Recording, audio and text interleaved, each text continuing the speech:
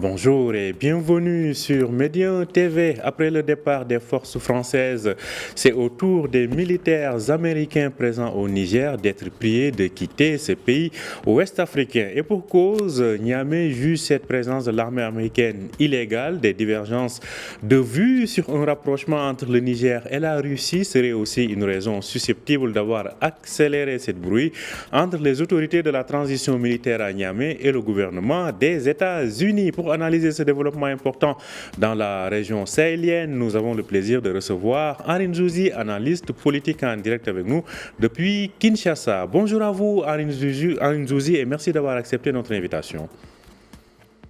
Bonjour Omar, merci de m'inviter. Alors, comment expliquer cette dénonciation de l'accord militaire ou de la coopération plutôt militaire entre les États-Unis et ou de la part du Niger envers les États-Unis? Alors, avant de vous répondre, il faut quand même revenir un peu en arrière, au plus fort de la crise, lorsque la France notamment essayait de mettre la pression sur le Niger pour libérer le président Bazoum. On a vu les États-Unis avoir une position un peu moins, je dirais, disons, dure que la France, laissant Paris s'isoler du reste de la communauté internationale. La suite, vous la connaissez, la France a dû plier bagage, ce qui n'a pas forcément peiné les Américains qui ont essayé de saisir cette opportunité pour se repositionner. Vous le savez, les Américains disposent d'une base de drones Agadez, qui d'ailleurs se trouve être la deuxième plus grande base américaine en Afrique dans le dispositif APRICOM après la base de Djibouti. Simplement, il se trouve que malgré le rapprochement opéré par les États-Unis pour tenter de combler le vide laissé par Paris, les Américains ont très vite été rattrapés par une forme de réalité, puisqu'il s'agissait d'une part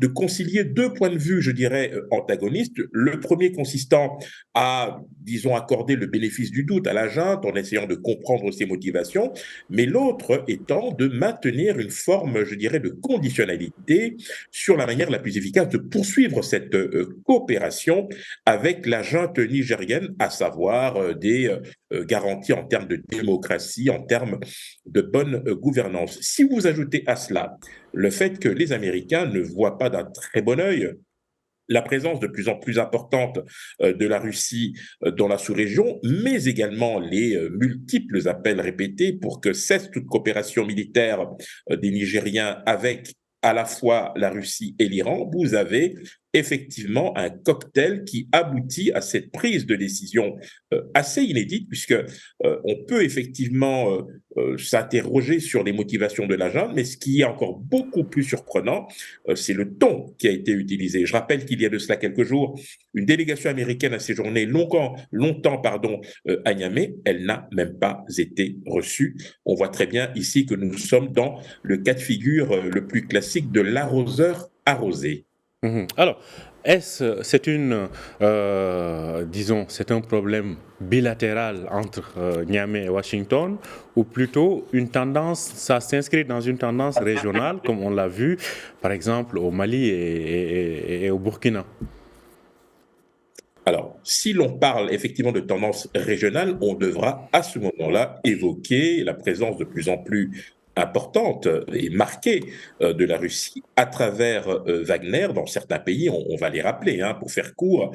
Nous avons le Burkina dans une certaine mesure, le Mali étant bien évidemment en première ligne, et le Niger qui aujourd'hui a déjà clairement fait savoir sa préférence. On le voit donc depuis maintenant plusieurs mois, on voit que les ambitions et les intérêts occidentaux sont sérieusement bousculés pour une raison très simple, finalement. Lorsque vous regardez, par exemple, la situation au Mali et au Niger, elle est plus ou moins comparable dans l'attraction que peut exercer la Russie. La première chose, c'est que la Russie apporte une forme de protection pour ces régimes-là en sécurisant les institutions. La deuxième chose, évidemment, c'est un renforcement des capacités opérationnelles des armées locales avec notamment une instruction et une formation. La troisième chose, évidemment, c'est une participation à la lutte contre le terrorisme. Et la dernière chose, peut-être la moins glorieuse, Pour ce qui est de la partie russe, c'est un accès quasi illimité aux ressources naturelles pour services rendus. Et on voit très bien ici que le modèle occidental qui est fondé essentiellement sur les conditionnalités et parfois, malheureusement, il faut bien le dire, sur une forme d'infantilisation des régimes en place, aboutit à ce genre de rupture. Alors, d'infantilisation, comme vous le dites. Alors, est-ce parce que ces régimes, justement, n'y trouvent plus leur compte ou est-ce qu'il y a une autre offre qui semble meilleure? Alors, je viens d'évoquer effectivement l'offre russe Mhm.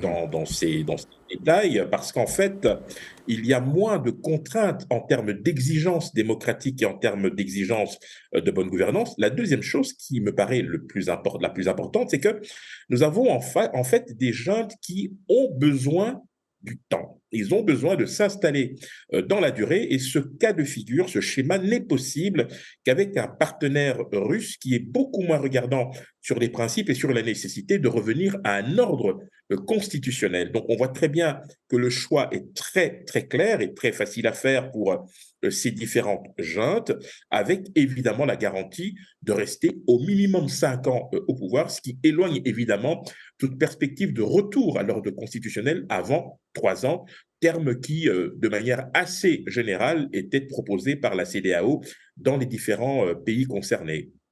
Alors, allons de façon très opérationnelle. Si on fait un bilan de la présence de ces forces étrangères, je parle d'abord du camp occidental, que ce soit la France au Mali, au Niger ou ailleurs, quel bilan opérationnel en termes de progrès dans la sécurisation de cette région-là?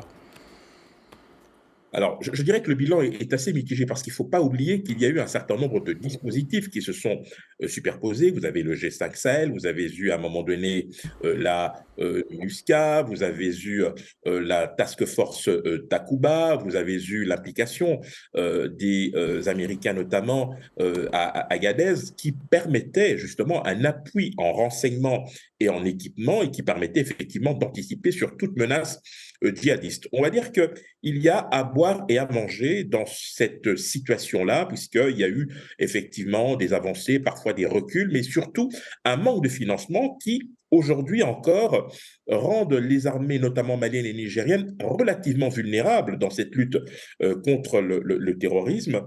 Et vous avez effectivement des acteurs comme la Russie, à travers notamment son bras armé Wagner, qui proposent justement une sorte d'alternative qui donne à ces régimes un sentiment de pouvoir avancer au-delà des conditionnalités traditionnelles qui sont souvent, je dirais, évoquées par les Occidentaux. La France a été la première puissance à en faire les frais à cause, malheureusement, il faut bien le dire, d'une forme d'interventionnisme intempestif dans les affaires intérieures de ces pays. Aujourd'hui, on voit bien que la donne a complètement changé, que les ambitions occidentales ont été bousculées et qu'il y a effectivement une nouvelle offre qui est proposée et cette offre-là, eh bien, elle semble séduire certains pays de la sous-région. Alors, justement, concrètement, comment s'articule cette nouvelle offre russe ou de Wagner? Et pensez-vous Alors, réellement, est-ce une solution? c'est beaucoup trop tôt pour le dire, mais il est vrai que l'argument qui a souvent été évoqué, c'était une forme de néocolonisation de la part des Occidentaux. Il est probable que dans la durée, on puisse effectivement se rendre compte qu'il y a aussi de ce côté-là une nouvelle forme de néocolonisation. Mais ne vendons pas la peau de l'ours hein, avant d'avoir tué, on verra comment les choses s'articuleront. Mais ce qui rend, disons, la présence russe difficile à accepter, en tout cas pour le camp occidental, eh bien, c'est le fait que les Russes ne font pas du tout mystère de leurs intentions. On a bien compris que leur principale préoccupation est un accès prioritaire, notamment aux ressources naturelles et diverses, en échange, évidemment, d'une protection et d'une sécurisation des institutions de ces différents pays, et mais aussi en échange d'une forme de renforcement de capacités opérationnelles. Nous verrons si, dans les faits, cette lutte, notamment contre les groupes djihadistes, portera ses fruits à l'aune de cette nouvelle association entre ces pays-là. On pense au Niger et au Mali avec la Russie. Alors, qu'en est-il de l'autonomisation et de la montée en puissance des armées locales? Écoutez, ce sont des armées qui sont encore convalescentes, puisque leur capacité opérationnelle ne leur a pas permis aujourd'hui d'avoir, disons, des victoires relativement éclatantes. Cela a pu se faire dans un premier temps avec le dispositif qui avait été mis en place par les Français, mais à cause malheureusement des intrusions fréquentes de Paris dans les affaires intérieures de ces pays, eh bien, la goutte d'eau a fait déborder le vase. Et on connaît la suite, puisque Paris s'est complètement désengagé, ou plutôt a été poussé vers la porte de sortie. Ce vide a suscité un intérêt certain de la part notamment des Américains, mais les Américains ont été très vite rattrapés par le principe de réalité, puisque les principes qui sont généralement défendus par les Américains au nom de la liberté, c'est bien évidemment la démocratie et la bonne gouvernance, et c'est le genre de discours que les gens n'aiment pas entendre pour l'instant, puisque cela s'apparente à des leçons qu'on essaye de leur donner. Donc aujourd'hui, eh bien, il est clair qu'un partenaire qui propose une offre qui est beaucoup moins fondée sur des intrusions dans les affaires de politique intérieure a des chances d'aboutir, et à ce petit jeu-là, la Russie a plutôt réussi à tirer son épingle du jeu. J'ajoute un dernier élément important, c'est que le contexte est assez saisissant. Vladimir Poutine vient d'être réélu avec cette demande de retrait des Américains. Eh bien, on a une forme d'alignement des planètes pour ce qui est de la Russie et pour ce qui est du Niger, le mobile et l'opportunité de se débarrasser d'un allié qui a néanmoins permis au Niger d'avoir un appui en renseignement et en équipement ces dernières années, depuis 2012, que cet accord de coopération militaire existe et qui aujourd'hui semble être sérieusement compromis.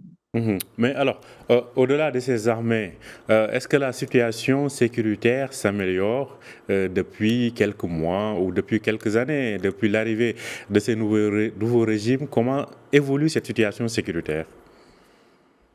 Une des raisons, en tout cas, qui a poussé les militaires dans ces pays à prendre leurs responsabilités, c'était l'incapacité réelle ou supposée des gouvernants de pouvoir faire face aux défis sécuritaires. Aujourd'hui, on voit très bien, malgré ces changements brusques à travers ces coups d'État, les situations n'ont pas vraiment évolué dans la bonne direction. On a même tendance à penser que la situation s'est plutôt aggravée.